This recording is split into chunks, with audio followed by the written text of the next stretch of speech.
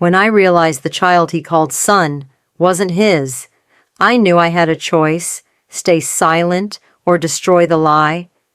I still remember the scent of salt in the air that morning, the ocean breeze wrapping around the resort like a secret. It was supposed to be one of the happiest days of my life. My only son Michael was getting married, and I had done everything to be part of it. I'd spent 3 months saving for that navy blue dress, tailored to fit just right, something elegant but soft, something a mother could be proud to wear. When I arrived at the venue, guests were already mingling, the champagne was flowing, and a string quartet played something soft and lovely. Everything was perfect. Except I couldn't find my name. I stared at the seating chart, a beautiful board decorated with tiny seashells and calligraphy that looked like it belonged in a bridal magazine, row after row, name after name. But no Elena, no mother of the groom. I told myself it had to be a mistake, maybe a last-minute typo. I approached one of the wedding staff, a young woman with a clipboard and a smile that didn't quite reach her eyes. "Hi," I said, trying to sound calm. "I'm Elena, Michael's mother. I don't see my name on the seating chart." Her smile flickered. "Let me check with the bride." A few minutes later, Tessa appeared. Tessa, the woman who had never quite warmed to me. She looked radiant, perfect makeup, perfect hair, the kind of confidence that comes from being adored too easily. "Oh, Elena," she said sweetly. "We had to make some last-minute changes, but don't worry, I saved a special seat just for you." She led me through the reception hall, past white roses and gold-rimmed plates, through the crowd of laughter and music, until we stopped. A folding chair, hidden behind a giant potted plant, right next to a silver trash can. "I thought it was fitting," Tessa said, with a little laugh, just a little joke. Then Michael appeared, my son, my boy. He smiled, actually smiled, and said, "Pretty funny, right?" That was the moment. Not when I saw the chair, not when I smelled garbage, but when my son laughed. That's when I knew this wasn't just a joke. This was exile dressed in white lace and champagne, and deep in my chest, something began to shift. I stood there for a moment, just frozen. The folding chair wobbled slightly on uneven tile, and the garbage can beside it reeked faintly of shrimp tails and wine-soaked napkins. My heart thudded in my chest, not from shock anymore, but from something colder, something I hadn't felt in a long time. "Don't be so dramatic," Tessa said breezily, twirling a strand of her golden hair as she turned to go. "Everyone's laughing, laughing." I looked around and saw little clusters of guests peeking around corners, whispering behind champagne flutes. One woman in a coral dress tried to suppress a giggle when our eyes met, then quickly turned away. I took a breath. "Does Michael know?" I asked, my voice barely above a whisper, though I already knew the answer. Tessa turned back the light, catching on her diamond earrings. "He thinks it's hilarious," she said, smiling wide. "We both do." And just like that, she was gone, swallowed back into the glossy world of candlelight and curated floral centerpieces. I looked at the chair again. There was a moment, just a moment, when I considered walking out. I could have turned around and gone back to the small cottage I'd rented just outside town. I could have removed my heels, poured a glass of wine, and tried to forget the whole thing. But I didn't. Instead, I sat down slowly, smoothing the pleats of my dress across my lap, careful not to let the edge of the garbage can brush against the hem. I folded my hands in my lap and tried to breathe. People kept glancing my way, some pitying, some amused. I could hear snippets of conversation floating through the air like perfume. "Is that his mom? Oh my God, did they really put her by the trash? It's a joke, right?" I stared straight ahead, blinking quickly to keep my vision clear. I wouldn't give them the satisfaction of seeing me cry. Not today, not after everything. You see, when you're a single mother, you learn early on how to hold things in. Michael was 3 when his father left. He didn't even leave a note, just drained our joint bank account and disappeared into the fog of some new life with someone younger, blonder, less tired. From then on, it was just me and Michael. Late-night peanut butter sandwiches, library cards instead of vacations. I worked 2 jobs, library clerk by day, cleaning offices by night, just to keep the lights on and the fridge stocked. Every pair of shoes Michael outgrew meant I wore mine a little longer. Every birthday party he was invited to, I volunteered to help, even when I didn't fit in with the PTA mothers with perfect highlights and perfect husbands. I never complained, never resented, because he was my boy, my miracle, the only person in the world who made everything feel worth it. And now, there he was standing on the other side of the ballroom, a glass of champagne in hand, laughing, next to Tessa, who leaned into him like she owned him, which I suppose she now did. I thought back to the first time he brought her home. It was my birthday. I'd cooked his favorite meal, stuffed shells with homemade sauce. I set the table with candles, pulled the good dishes down from the top shelf, even baked a cake.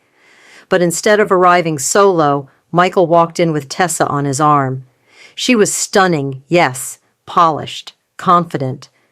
But there was something else, something I couldn't quite name. A frostiness behind the smile, like she was already assessing the room, figuring out what needed to be changed.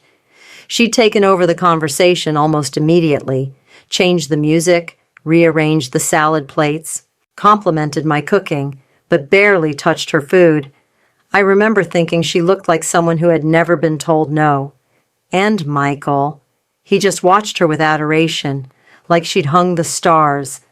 6 weeks later, they were engaged. 3 months after that, she was pregnant. I tried to be supportive. I told myself, it's just fast. Some couples just know.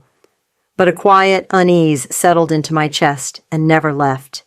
There were little things, like the time she snapped at me for asking if they'd picked out a name. "We don't need advice," she said sharply. "We're doing things our own way." Or when I brought over a handmade baby blanket, the same kind I'd crocheted for Michael when he was born, and found it tossed on the back of a chair, still in the gift bag, weeks later. Or how she never wanted me alone with the baby. Always an excuse. He's napping or he's fussy today. At first I thought it was just protective new mom behavior, but it started to feel like something more deliberate. And then there were the eyes, Noah's eyes, dark, almost black, deep set, watching. They were beautiful, don't get me wrong, but nothing like Michael's pale blue ones, or even Tessa's green. And yet I said nothing. I didn't want to cause trouble. I told myself genetics are strange, babies change. But now sitting beside a garbage can at my son's wedding, exiled like someone who didn't belong, I realized the truth had been trying to speak to me all along. I'd just been too desperate to belong to hear it. At some point during the reception, a young waiter came by and asked if I needed anything.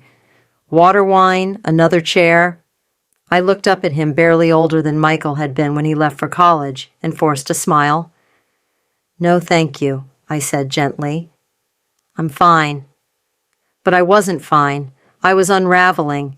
Every laugh from the dance floor felt like another reminder that I was no longer part of my son's world, that he had chosen someone else, that I was disposable, just like the garbage can beside me. Still, I stayed seated for 3 hours, watching from behind the leaves of a potted plant, pretending I couldn't see them even when their laughter cut through me like glass. I don't know when the sadness turned into something else, maybe around the time they cut the cake, and Tessa made a show of wiping frosting from Michael's nose while guests cooed and snapped photos. Or when I saw her whispering with her mother, both of them glancing in my direction with matching smirks. But something hardened in me that night, something like resolve. This wasn't just cruelty, it was a warning. They didn't want me in their life. And for the first time, I began to wonder why. What was it Tessa didn't want me to see? What truth was she so desperate to bury that she'd rather humiliate me than risk my presence? Because the truth always finds a way to surface, even if it has to start with a seat beside the trash. The wedding ended, but something inside me didn't. I went back to my small rented cottage, kicked off my shoes, and sat at the kitchen table in the dark. I didn't light a candle. I didn't pour tea. I just sat there with my hands in my lap, heart pounding with the kind of quiet rage that doesn't scream at studies. Something was wrong. I couldn't pretend anymore. I knew Tessa didn't like me. That was clear from the start. But the way she'd orchestrated that moment at her wedding, that wasn't just dislike, that was control, precision, and fear. Fear of what I might see, of what I might eventually figure out if I got too close. And suddenly I couldn't stop replaying the months that led up to this moment. Michael met Tessa at a friend's birthday party. At the time, he'd just finished his residency and was finally settling into his first year as a full-fledged ER doctor. It was an exciting time. He called me every other night, with updates, stories, the occasional exhaustion-laced vent session. Then one day everything changed. "Her name's Tessa," he said, voice giddy. "I think you're going to love her." I remember pausing with the phone to my ear, smiling, because I hadn't heard him sound that happy since medical school beat the joy out of him. And to be fair, she did make quite the first impression. Beautiful, charming, impeccably put together. She had an answer for everything and a presence that sucked the air out of a room. Within 3 months of meeting, they announced the engagement, and shortly after that came the pregnancy. It felt fast, too fast, but Michael was glowing. I hadn't seen that boyish wonder on his face since he was a teenager, and I didn't want to ruin it. "She completes me," he said once. I didn't know I was missing something until I met her. I swallowed my unease and smiled. "I'm happy for you, honey." But my stomach turned the day he called to tell me the baby would be coming early. 7 months, he said, like it was no big deal.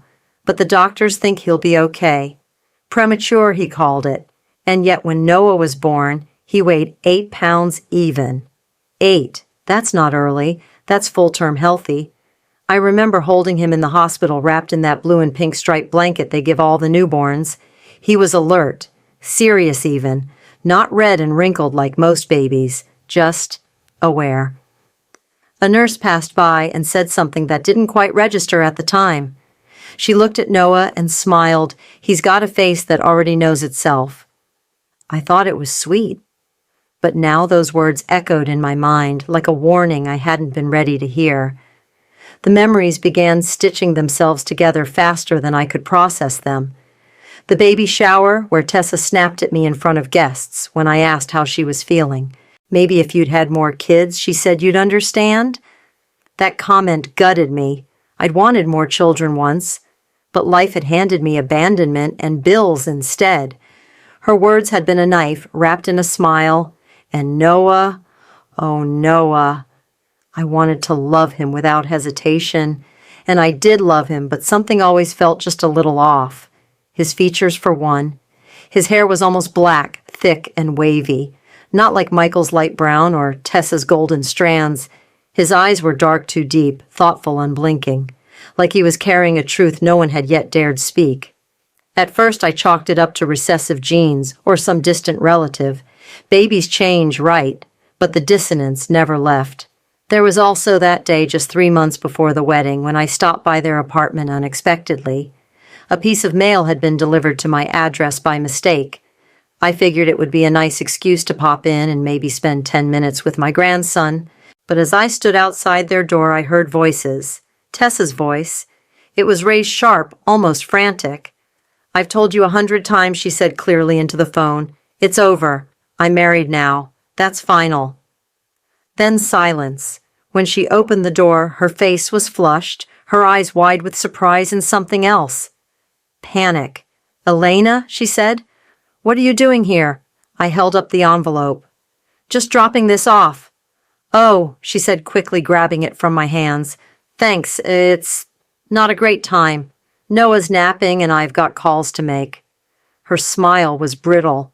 I didn't push. I just said, "Of course," and walked away. But the voice I'd heard on the other side of that door, that didn't sound like a telemarketer or a family member.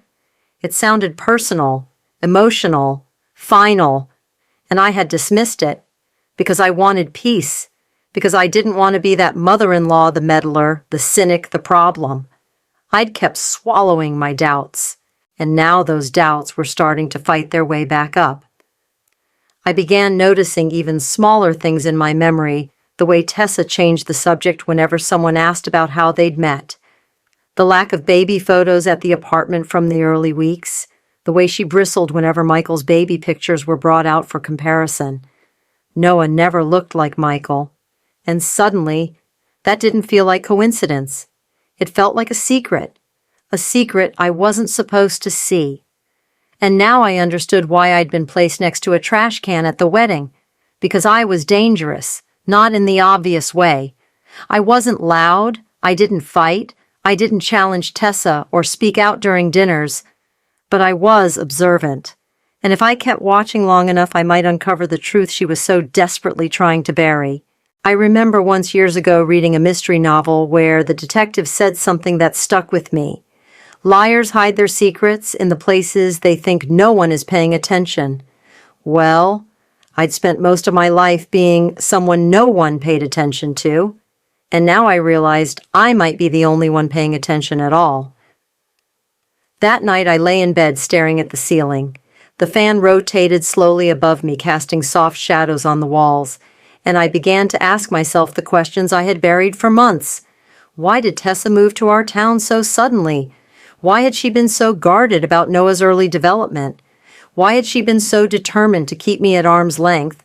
And most importantly, who was she talking to on the phone that day? Who was she telling to stay away? My gut told me it wasn't just an old flame. It was someone who still had a piece of her, someone who might have a piece of Noah. And as painful as it was to admit, maybe Noah wasn't just a wedge between Tessa and me. Maybe he wasn't Michael's at all. And if that was true, then everything we'd been told was a lie. I didn't sleep that night. I watched the sky shift from black to gray to that soft lavender color just before the sun slips above the horizon. It was the kind of morning that usually brought hope, but not that day. That day I woke with a knot in my stomach and a decision already made. It was time to find out the truth. I wanted to be wrong. God, I wanted to be wrong. I wanted someone to pat my hand and say, "You're imagining things, Elena. Noah's just a dark-featured version of Michael. Genetics can surprise you." But I also knew what I'd seen, what I'd felt deep in my bones. A mother knows. A mother always knows. Still, suspicion is one thing. Proof is another, and I needed proof. I found Grace Lynn's name in the yellow pages tucked between listings for locksmiths and notary services. There was something comforting about the simplicity of the ad. Grace Lynn, private investigations, discreet, experienced, former police detective, no website, no social media, just a phone number and a promise of discretion. I called. Her voice was calm and steady. "This is Grace." I hesitated. "Hi, my name is Elena. I think I need help." She didn't rush me. She just waited. So I told her. I told her about Michael, about Tessa, about Noah, about the wedding, about the garbage can and the whispered conversations and the smile that never reached Tessa's eyes. And when I finally stopped talking, Grace said, "Can you come by my office this afternoon?" Her office was tucked between a dry cleaner and a tax service in a quiet part of town. Nothing flashy, just a frosted glass door with her name printed in plain black lettering. Inside, the space was neat and understated. A desk, a couple of chairs, a wall of filing cabinets that looked older than I was. Grace herself was in her 50s, petite, with salt and pepper hair pulled back in a low ponytail. She wore no makeup. Her blouse was crisp, her gaze sharp but kind. She offered me a seat and a cup of tea, which I declined. "I've never done anything like this before," I said, folding my hands to stop them from shaking. She nodded. "Most people haven't, but from what you told me on the phone, it sounds like you've been carrying this alone for a while." I swallowed hard. "I feel like I'm losing my mind." "No," she said firmly. "You're noticing patterns. You're connecting dots. That's not madness. That's instinct." I exhaled slowly. Then I told her everything, every timeline, every inconsistency, every strange encounter. I told her about the premature baby who weighed 8 pounds, about the phone call I overheard, about the nurse's comment, about Noah's eyes. Grace took notes in neat cursive on a yellow legal pad. She didn't interrupt. She just listened. When I was done, she looked up and said, "You're right to have questions." My throat tightened. "So, I'm not just being paranoid, no?" she said. "The timeline is off, and the way she's been treating you, that's not just in-law tension, that's calculated distance." She leaned back in her chair. "In my experience, people who have something to hide often try to isolate the one person most likely to expose it." I nodded slowly, hearing the truth in every word. "What do I do?" I asked. "That depends," she said. "Do you want to know for certain I think I have to?" I whispered. "Okay." She tapped her pen against the pad. "There are 2 ways to go about this. One is to gather background, see if there's anyone from Tessa's past who might be connected. The other is a paternity test." I blinked. "A DNA test?" She nodded. "We'd need something the child has used, a spoon, a pacifier, anything with saliva. And we'd need a sample from your son." My stomach dropped. Michael barely speaks to me lately. And Tessa? She's careful. She watches me. Grace looked at me thoughtfully. "Then we'll start quietly. I'll do some digging on Tessa, where she came from, who she knew before your son. Sometimes the truth shows up before we even need the science." I left Grace's office with a strange mix of relief and dread. Part of me felt empowered. For the first time in months, I wasn't just sitting in silence swallowing doubt. I was doing something. But the rest of me was terrified. What if I was right? What if I uncovered something that shattered Michael's world? Could I live with that? Could I live with being the reason my son lost everything? But then I remembered that chair, that garbage can, that laughter, and I realized I had already lost him. At least this way I'd be losing him for the truth, not for the illusion Tessa had so carefully spun. That evening I went home and opened a drawer in my kitchen where I kept old photographs. I found one of Michael at age 4 sitting on the porch in overalls, holding a plastic dinosaur, grinning from ear to ear. His blue eyes sparkled with a light that could soften even the coldest heart. And then I pulled out a recent photo of Noah. The difference was striking. Different eyes, different mouth, different everything. I wasn't crazy. I wasn't cruel. I was a mother trying to protect her son, even if he no longer saw me that way. Over the next few days, I kept my routines, went to work at the library, smiled at the neighbors, bought groceries like nothing was wrong. But my mind was constantly elsewhere. Every time the phone rang, my heart skipped. Every text, every email, every passing car outside my window, I kept hoping it would be Grace with an answer, a direction, a name, something. And then one afternoon, just as I was heating up soup for dinner, the call came. Elena, Grace said, her voice calm but different. "Can you come in tomorrow morning? I have something to show you." I didn't ask what. I just said yes. Then I hung up the phone, turned off the stove, and stood there in my quiet kitchen, staring at nothing. My hands trembled slightly, but my spine stayed straight. Whatever came next, I would face it. Because some truths are painful but necessary, and some mothers don't give up. I barely slept the night before meeting Grace again. I kept waking up, the sheets twisted around my legs, my thoughts circling like storm clouds. Every time I closed my eyes, I saw Michael's face smiling, trusting. And I saw Noah's, and the haunting sense that I was staring into the eyes of someone I'd never truly known. I wanted to believe this meeting would bring clarity, but part of me feared it would confirm everything I was too afraid to say out loud. The next morning, I arrived at Grace's office 10 minutes early. I waited in my car, heart-racing, palms damp against the steering wheel. When I finally walked in, she greeted me with a small nod and motioned toward the same chair I'd sat in days before. This time, though, there was a thick manila folder on her desk. "Elena," she said softly, "I found something." She didn't waste time. Tessa was truthful about working in Portland, Grace began. She worked in a mid-sized marketing firm. That much checks out. But what she failed to mention is that she was in a serious relationship while she lived there. I felt my breath catch. Grace slid a photograph across the desk. It was an outdoor picture, casual, probably taken at a park or backyard gathering. There was Tessa wearing jeans and a sleeveless top, laughing with her head thrown back. Her arm was around a man. He was tall, with thick dark hair and strong brows. His eyes were unmistakable, deep brown, almond-shaped, serious, focused, the same eyes Noah had. My fingers trembled as I picked up the photo. His features, jawline, cheekbones, even the curve of his mouth were uncannily familiar. It was like staring at a future version of my grandson. "What's his name?" I asked, though. I already felt the answer forming in my gut. "Ethan Reyes," Grace said. "High school art teacher. Lived with Tessa for nearly 2 years. According to his landlord, they shared an apartment up until about 6 weeks before she moved here. 6 weeks. That timeline slammed into my chest like a wave. Tessa told people she left Portland for a job opportunity," Grace continued. "She broke her lease early, paid the penalty in cash, and didn't leave a forwarding address, just disappeared." I was gripping the photograph so tightly the edges began to curl.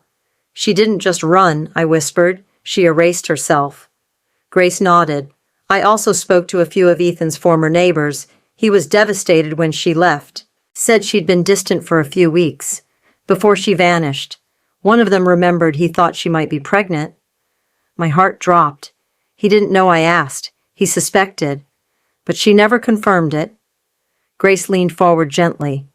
"Elena. Ethan's been looking for her. For 2 years." I sat in stunned silence, the photo still in my hands. 2 years. While Michael was planning baby showers and decorating nurseries, while I was crocheting blankets and trying to convince myself that everything made sense. The real father of that child had been wandering Portland with nothing but a broken heart and a question mark. I couldn't stop staring at Ethan's eyes. They weren't just similar, they were identical. Noah didn't have Michael's eyes, he had Ethan's. And suddenly, every moment I doubted myself over the past year, the shame, the guilt, the second-guessing flooded back with unbearable clarity. I wasn't crazy. I was right. I looked up at Grace. "Does he know about Noah now?" She hesitated. "He doesn't know for certain. But when I called and mentioned Tessa's full name, he was quiet for a long time. Then he asked if she had a child. He said he'd always wondered." I pressed my hand to my mouth. "He's willing to talk if you want to speak to him," Grace added. "But I wanted to show you this first. I didn't want to pressure you." I looked back at the photograph. Tessa looked genuinely happy in it, carefree even. Not the tightly wound, image-obsessed version I knew. And Ethan? He didn't look dangerous or erratic. He looked kind, grounded. I realized with a pang that I'd assumed he'd be someone reckless, someone Tessa had left behind for a reason. But he wasn't. He was someone she'd abandoned because she found a better opportunity, a more convenient story. My son. I let the photo drop to the desk. "She used Michael," I said quietly. She saw a kind, successful man who wouldn't ask questions. She walked into his life carrying a lie and just let him fall in love with it. Grace didn't argue. She needed someone stable, I continued, someone she could wrap around her finger. And Michael, he's always been too generous for his own good. He believes the best in people, especially when he loves them. I wiped my eyes, and I let it happen. "No," Grace said gently. "You tried to speak up. You were pushed out. She made sure of that." I nodded slowly. "And now I know why. The pieces were all on the table now. Tessa hadn't just manipulated Michael. She had rewritten her entire story, left behind a man who loved her and who very likely fathered her child to chase a life that looked better from the outside. And in doing so, she lied to all of us, especially to the little boy at the center of it all." I stood to leave, my legs shaky but firm. "Can you get me in touch with the DNA testing lab?" I asked. "It's time." Grace didn't try to stop me. She just reached into her drawer and handed me a card. I held it in my palm like it weighed 1,000 pounds. I want to be absolutely sure I said, though I didn't need confirmation anymore. Grace looked at me serious. If you're right, this will change everything. Are you ready for that? I've already lost my son, I said. But maybe, just maybe, I can save him from losing himself. That night, I stared at the photo of Ethan one more time before slipping it into my purse. Not out of spite, not for revenge, but for Noah, for Michael, for the truth, because secrets can only live in shadows, and I was ready to bring everything into the light. 3 days after meeting with Grace, my phone rang. When I saw Michael's name light up the screen, I froze. I hadn't heard from him since the wedding, since I'd sat next to a trash can while my only child laughed with his new wife. Part of me didn't want to answer. Part of me wanted to let it ring, let him wonder what silence felt like. But I couldn't. He was still my son. "Hi, honey," I said, my voice cautious. "Hey, Mom." His tone was light, too light. "Tessa and I were talking, and we thought maybe you'd like to come over for dinner tonight." I blinked. "Dinner?" "Yeah, just something casual. Tessa made lasagna, and Noah's been in such a good mood lately. We thought it might be nice, just us, a family dinner." There it was, that word again.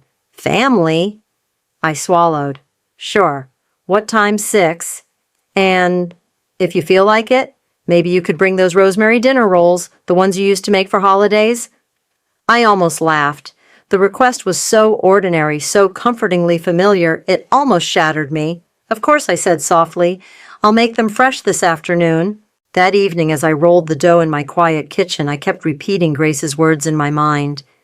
"We need something the baby's used ideally, something he's put in his mouth, a spoon, a pacifier, even a toy. Anything with his saliva." It sounded clinical, easy even, but it wasn't. Because this wasn't just about science. It was about betrayal and innocence and risk. The spoon I needed wasn't just plastic. It carried the weight of truth that might destroy what little remained between me and my son. Still, I knew what I had to do. I tucked a small plastic sandwich bag into my purse, placed the warm rolls in a basket lined with a linen towel, and drove to Michael's apartment. Tessa answered the door. She was barefoot, wearing leggings and a silk blouse that looked effortless but expensive. Her hair was swept into a casual bun, though I could still see the glint of diamond studs in her ears. "Elena," she said, smiling. "Come in. Something smells amazing." "Dinner rolls," I said, holding out the basket. Michael's favorite. Her smile flickered briefly, then returned. "He's in the kitchen. Go on in." The apartment was decorated in soft grays and white marble, stylish, sterile, cold. Noah sat in his high chair near the island, banging a blue plastic spoon against the tray with wild delight. His cheeks were flushed, and he babbled loudly, full of energy. "Hi there, sweetheart," I said softly, walking toward him. He looked up and smiled wide and gummy, and my heart cracked. He didn't know. He was just a baby, just a child, born into a story that had been written without his permission. Michael stepped into view, wiping his hands on a dish towel. "Hey, Mom." His face lit up when he saw the basket. "You made them." "Of course." I handed them over and tried not to let my hands shake. "They're still warm." He set them down on the counter and opened the towel to peek inside. Perfect. Just like always. Dinner passed with uncomfortable ease. Tessa told a few stories about the honeymoon. Michael talked about a difficult patient at the hospital. I chimed in where I could, nodding, smiling, answering questions politely. But my mind was on the spoon. Noah sat in his high chair eating pureed carrots and banana. He made a mess of it, smearing food on the tray, his face, and yes, on the spoon. This little guy, Michael laughed, watching him. He's got more on the floor than in his mouth. I smiled faintly, then leaned toward Tessa. "Would you mind if I fed him for a bit? I haven't had baby time in so long."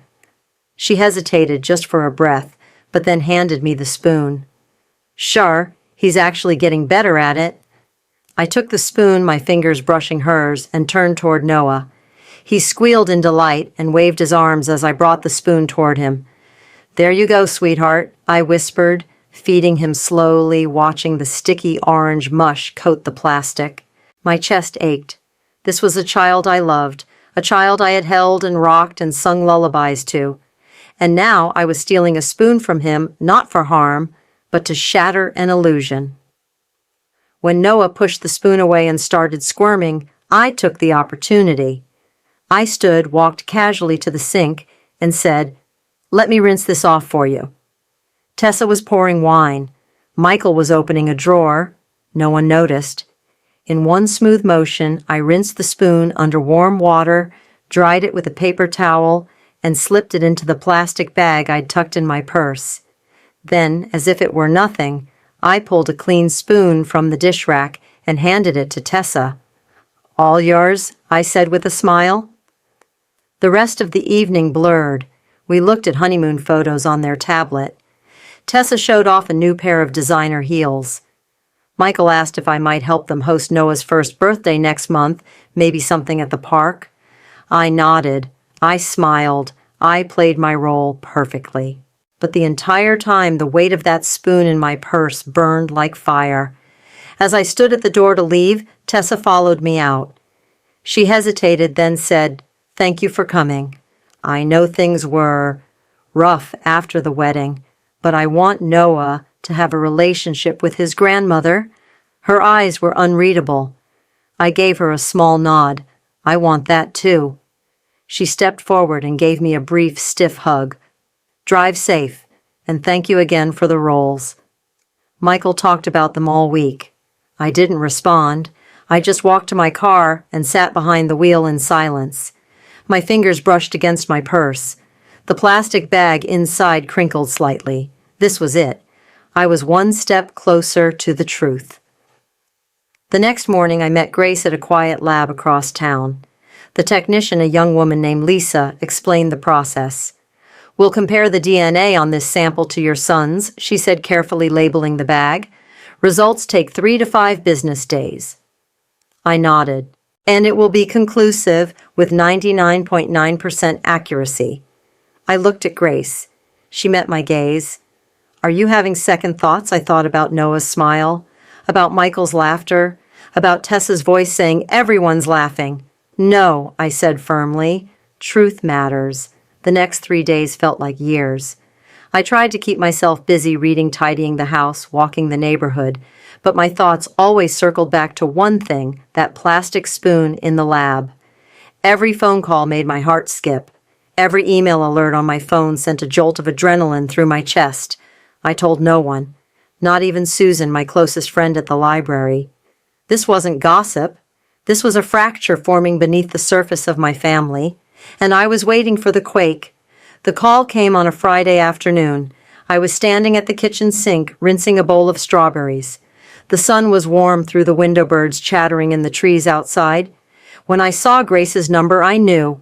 "Elena," she said gently, "the results are in. Can you come to my office?"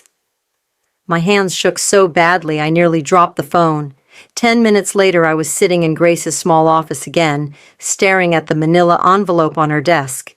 She didn't say anything right away. She just studied my face for a long moment. "I want you to know," she said quietly, "whatever this paper says, you were brave for asking. Seeking truth is never wrong, even when it hurts." I nodded, unable to speak. She opened the envelope and slid out a single sheet of paper. Then, with a voice that was somehow both soft and devastating, she said the words I'd been dreading and expecting. "Michael is not Noah's biological father. The results show 0 biological relationship. It's 99.9% certain." I let the words sink in. And then I exhaled. It felt like someone had punched the air from my lungs. My body sagged into the chair, suddenly heavy, as if months of tension had finally found a place to land. Even though I'd suspected no known, it still broke something inside me to hear it aloud. Michael had poured his whole heart into this child, and it had all been built on a lie. I don't remember how long I sat there. Grace didn't push. She just let me sit with it, surrounded by the silence that always follows truth. When I finally looked up, I asked, "Are you sure?" "Absolutely," she said. "The lab ran the test twice. There's no chance of error." I closed my eyes. He'll never forgive me for this. Grace leaned forward. Maybe not right away, but eventually he might thank you. I shook my head. No. Tessa built the entire relationship on this lie, and Michael, he was so proud, so happy. What happens when I take that from him? Grace was quiet for a moment. Sometimes she said slowly, "Protecting someone doesn't mean shielding them from pain. It means giving them the tools to build a life based on something real." The ride home was quiet. The paper sat in my purse, tucked between my wallet and a half-empty pack of gum. I drove past the grocery store, the florist, the park where I used to take Michael when he was little. And I kept thinking, what if I never say anything? What if I just let it go? I could burn the results. Forget the name, Ethan Reyes. Watch from a distance while Michael raises another man's son. He would be none the wiser. But then I thought of that boy, Noah, with those serious brown eyes. What would he think one day when he's old enough to ask questions? What would he feel knowing his whole life was scripted by someone else? And what about Ethan, the man who'd spent years searching, grieving, wondering, didn't he deserve to know? Didn't they all? Even Michael. Especially Michael. I stood in my kitchen that night staring at the results again under the soft yellow glow of the pendant light. The paper shook slightly in my hands, though the words stayed still. Probability of paternity, 0%. A sentence that ended an entire illusion, and maybe, just maybe, began something honest. I called Grace the next morning. "I want to do it," I said. "Do what? Tell the truth. Not just to Michael, to everyone." She was quiet. "Are you sure you want to make it public? This wasn't just a private mistake," I said. "It was a performance, a fantasy Tessa choreographed. She humiliated me in front of everyone we know, my friends, his colleagues, her family. And I let it happen because I wanted to be accepted, because I thought silence would protect Michael. And now I see what silence costs." Grace paused. "You realize it might get ugly?" I nodded, even though she couldn't see me. "Yes. But the truth doesn't need to be polite. It just needs to be spoken." That afternoon, I sat down with a legal pad and began making a list. Names, moments, places, things I needed to prepare. I wasn't doing this for revenge. I didn't care if Tessa cried or screamed or called me vindictive. This wasn't about vengeance. It was about truth and dignity and freedom. Because I would not go to my grave knowing I had let a lie flourish in the soil of my son's heart. And so I made a plan. Not dramatic, not theatrical, just real. I waited for the right moment, and when it came, I would hold that truth in my hand firm and steady, and I would speak it out loud, not because I wanted to destroy what Michael had, but because I wanted to give him the one thing that Tessa never did, a choice.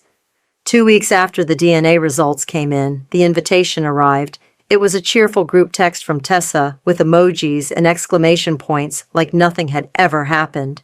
"We're throwing a little party this Saturday to celebrate Noah's first steps. Both family snacks. Casual vibe. Just a cozy afternoon to mark a big milestone. Hope you can come." My hands trembled as I held the phone. Not from nerves, but from something deeper. Something sharp and cold and calm. She said both families. She wanted everyone there. She wanted a show. And for once, I was ready to perform too. I didn't bring a casserole. I didn't bring cookies or wine. What I brought was sealed inside a cream-colored envelope, tucked carefully between soft tissue paper, and a gift tag that read, "For Noah, with love." Inside was the DNA report. Inside was the photograph of Ethan Reyes. Inside was everything she thought I'd never dare say. But she forgot something. I'd already lost my place in this family. I had nothing left to lose. When I stepped into Michael and Tessa's apartment that Saturday, it was already crowded. Their place was clean, curated magazine, worthy like always. The walls were lined with framed photos of Noah, but none of Michael as a child. The air smelled like cinnamon and oranges, and low music played in the background. Tessa's parents, Charles and Diana, were there, elegant, well-dressed, sipping wine with perfect posture. Her sister Savannah was holding Noah, laughing and snapping pictures with a glittery phone. "You must be Elena Diana," said her smile, tight but deliberate. "We've heard so much about you." I gave her a polite nod. "I'm sure you have." I laid the gift bag down on the entry table and scanned the room for Michael. He was crouched on the playmat, his hands outstretched.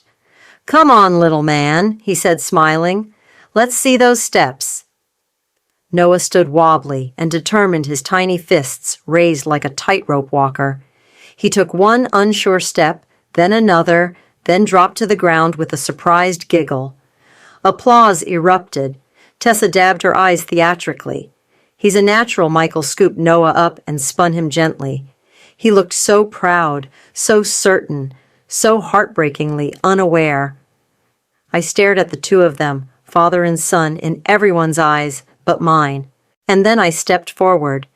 I didn't wait for a speech or a toast. I didn't need permission. "Before we all celebrate Noah's big day," I said clearly, "I have something important to share." People turned, murmurs spreading through the room. Tessa froze. Her smile disappeared like it had been yanked off her face. Michael looked confused. "Mom?" I reached into the gift bag and pulled out the manila envelope. "This," I said, holding it up, "is a DNA test. It proves Michael is not Noah's biological father. You could have heard a pin drop." The laughter died instantly. The silence was thick and stunned, like the air had been sucked out of the room. Diana's wine glass trembled slightly in her hand. Michael stood motionless, still holding Noah, who was beginning to fuss from the tension. Tessa's face turned pale. "You had no right," she snapped, her voice cracking. I stepped closer. "I had every right. You've lied to my son, to this entire room. You built a fantasy and wrapped a child inside it, and now it's time to end the charade." I reached into the folder and pulled out the photo of Ethan Reyes, the man she left behind. I walked it to Michael. His hands were shaking as he took it. He stared at the image, Ethan's deep brown eyes, his angular jaw, his familiar mouth. Then he looked at Noah, back to the photo, and I saw the exact moment the truth tore through him. "How long?" he asked, his voice raw and barely audible. Tessa didn't answer. "How long?" he asked again, louder now. She opened her mouth, closed it. Then finally she said, "Since before I met you." The words dropped like stone. "I was already pregnant when I moved here," she said, her voice trembling now. "Ethan wanted to get married, but I didn't want that life. I wanted something better." Michael sat down slowly, still holding Noah. He looked like the floor had been ripped from beneath him. "You let me believe he was mine," he whispered.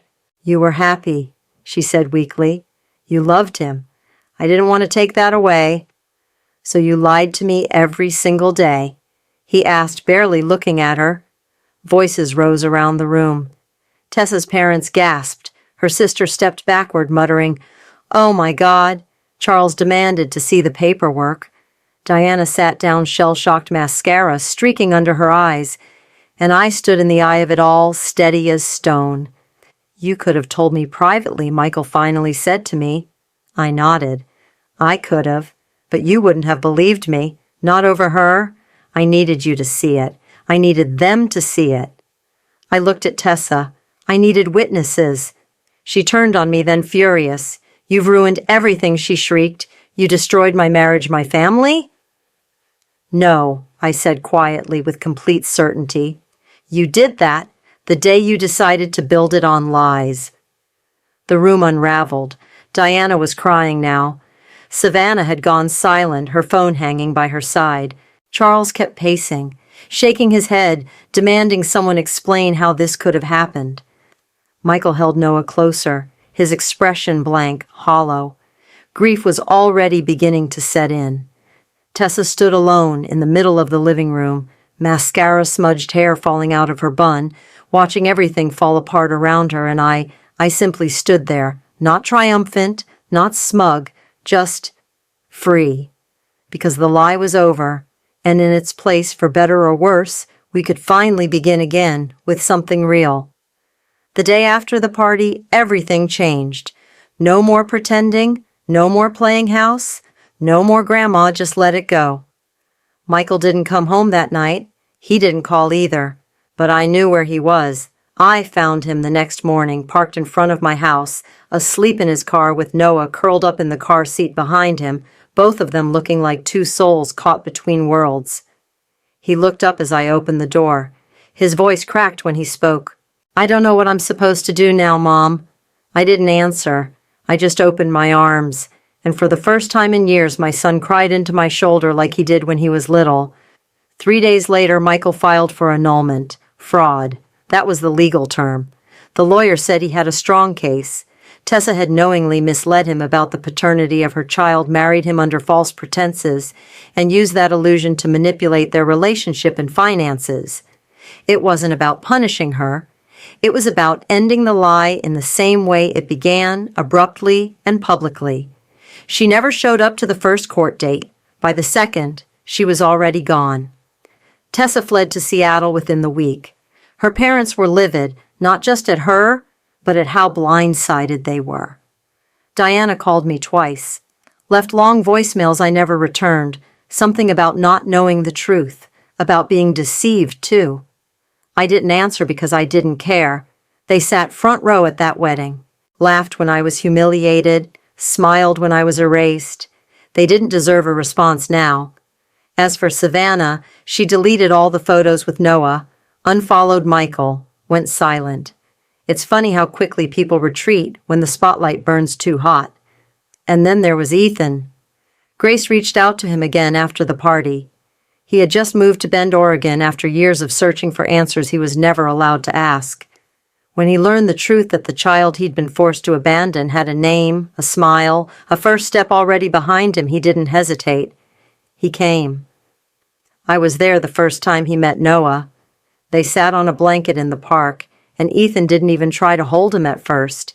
He just let Noah crawl toward him slowly, curiously.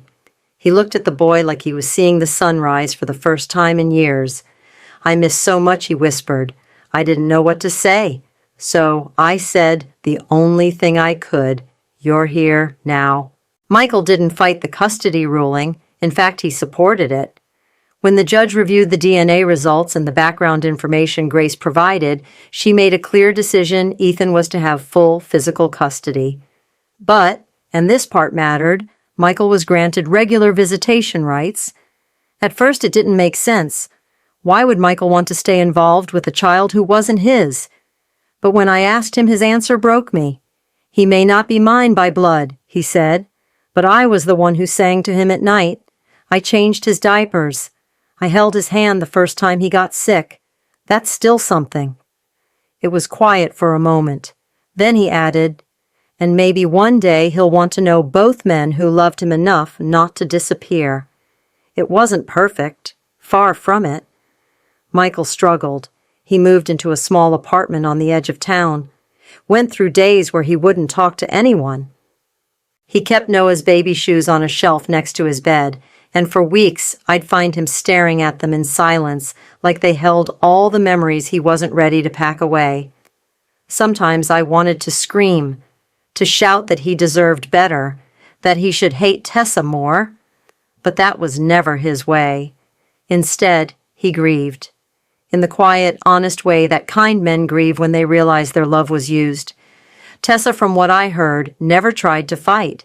She didn't challenge the court ruling, didn't ask for shared custody, didn't even try to drag Ethan or Michael through another round of lies.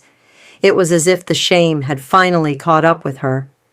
From Seattle, whispers came back through old friends and a few bitter relatives.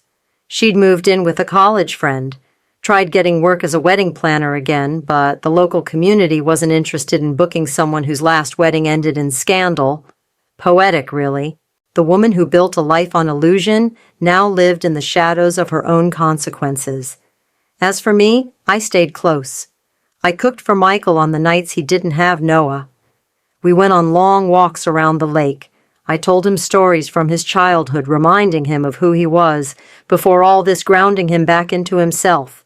He was quieter now, wiser in a way that I wish he never had to be. But he was still my son, still good, still here. One afternoon, months later, Michael and Ethan sat together on the back porch of Ethan's new place, sipping coffee, while Noah played in the grass. They weren't friends exactly, but they were united by the boy with the dark curls and serious eyes, by the truth, and by the love that had somehow found a way to grow, despite the betrayal that once tried to bury it. I watched from the kitchen window, feeling something I hadn't felt in a long time. Peace. Not the kind you get from pretending everything's fine, but the kind that only comes when everything breaks. And you survive it anyway. It didn't happen overnight. Healing never does. But slowly, piece by piece, my son came back to me. It started with Sunday dinners, quiet ones, just me and Michael, no ceremony, no forced conversation.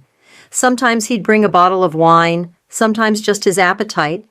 I'd make his favorites, rosemary chicken, garlic mashed potatoes, warm rolls brushed with butter like I used to when he was little. We didn't talk about Tessa at first, or Noah, or the court case. We just ate, in silence, in sadness, in relief. But there was something sacred in that silence, the way grief softened into grace. One night, maybe the 5th or 6th dinner since it all fell apart, he set down his fork, wiped his hands on a napkin, and looked up at me. His voice cracked as he said it. "You saved me." I didn't move. I just let the words settle in the room like a blessing. "You saw what I couldn't," he continued. "You held the truth when I was too blind to ask for it, and you still loved me even when I laughed at your pain." He looked down at his plate, ashamed. "I don't know how I'll ever repay that." I reached out and took his hand. "You don't have to repay it," I whispered. "You just have to live a life that isn't built on lies. That's enough for me." And it was. It truly was. Michael and Ethan began seeing each other more regularly. At first it was awkward. Polite conversations exchanged at daycare drop-offs, a quick nod during Noah's weekend pickup. But time has a way of softening jagged edges. And Noah loved them both. He'd reach for Ethan when he wanted comfort, but he'd squeal with delight when Michael walked through the door on Saturday mornings. The boy knew somehow that he was loved in 2 different ways by 2 different men, and neither of them resented the other for it.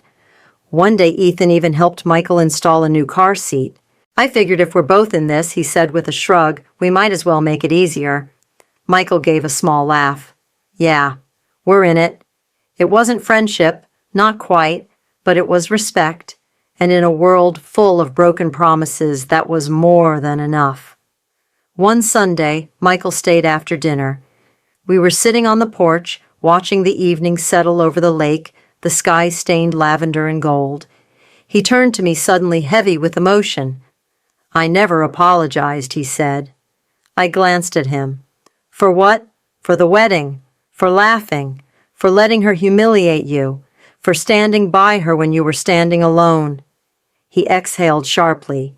I thought I was defending my new life.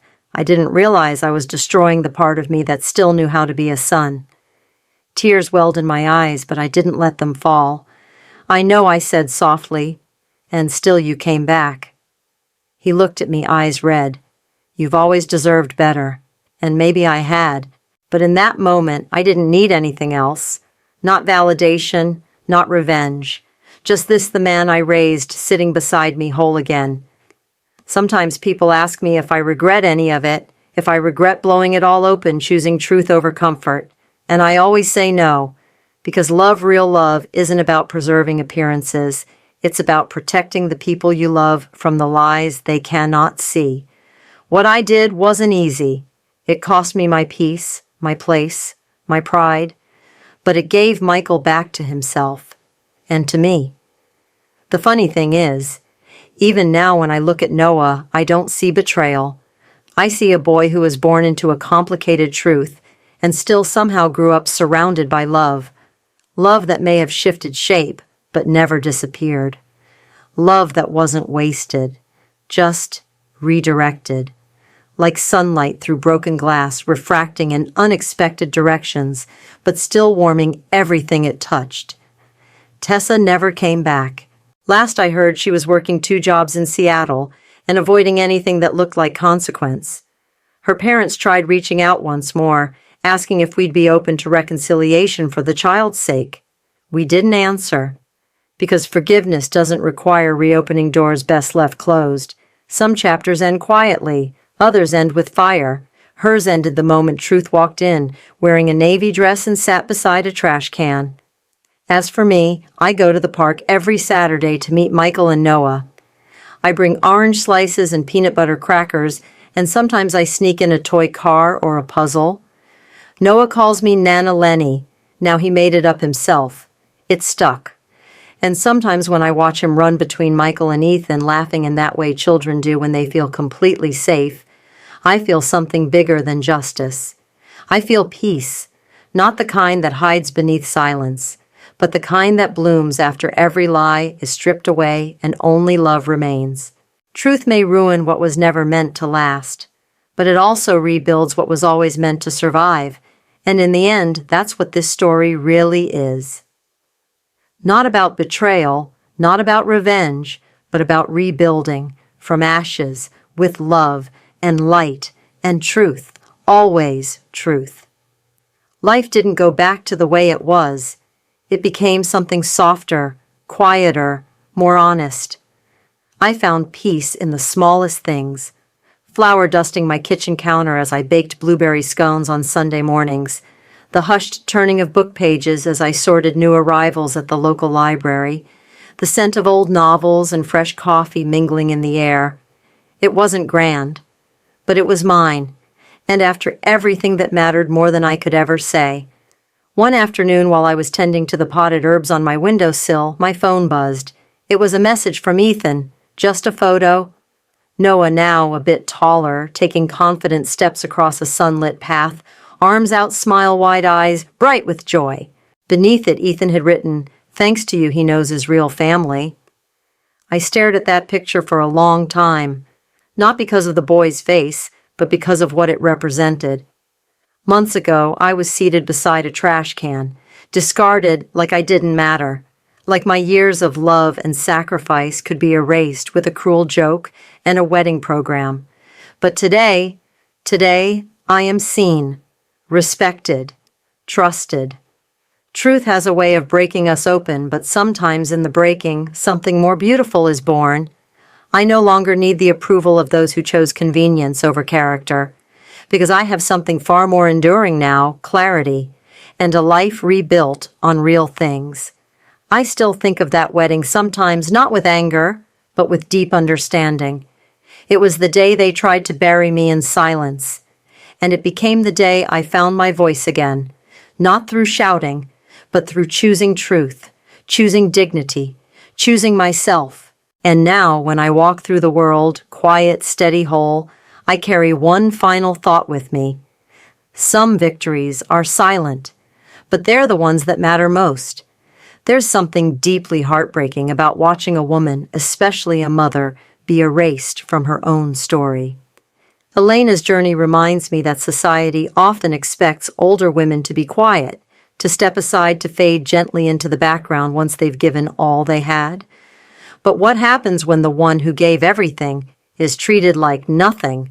That seat by the trash wasn't just a wedding insult, it was a symbol of how easily a life of sacrifice can be dismissed when it no longer serves someone else's narrative. Yet what moved me most wasn't the betrayal, it was Elena's response. She didn't scream. She didn't retaliate out of hate. She sought truth, quietly, steadily, with a grace that only women who've suffered know how to wield. And through that truth, she didn't just free herself, she saved her son, gave a child his real father, and reclaimed her place in the world, not as someone loud or vindictive, but as someone unshakably real. We need to talk more about this kind of courage, the kind that doesn't come with applause or headlines, but lives in small decisions made with quiet strength. So, if you've ever been pushed aside, misjudged, or made invisible, know this: you still matter. You still have power. And sometimes the most powerful act is simply refusing to disappear. Tell me in the comments, have you ever felt erased in your own life? How did you reclaim your voice? Let's share stories of silent strength, because sometimes what heals one of us heals all of us.